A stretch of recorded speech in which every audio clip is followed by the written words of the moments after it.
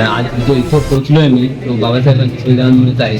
आणि आज चौके गावातील सर्व पक्षीय जे कार्यकर्ते आहेत, सर्व पक्षांनी आज मला मदत केली. मी जरी अपक्ष म्हणून असलो तरी एकजुटीने सगळ्यांनी जे मतदान केलं, जे चौके गावाचं विकासासाठी जे आमचं विजन आहे त्या विजनला यांनी मतदान केलेलं आहे.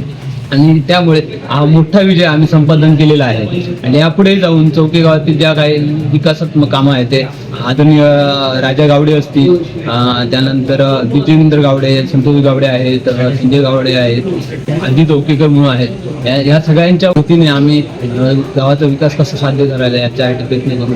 तसेच ज्या ज्या घटकांनी, अगदी छोट्या छोट्या घटकांनी मला मदत केलेली आहे, मी त्याच्या सगळ्यांचा ऋणी राहील आणि एक तळागाळातील माणूस म्हणूनच काम करण्याचा सदैव प्रयत्न केला.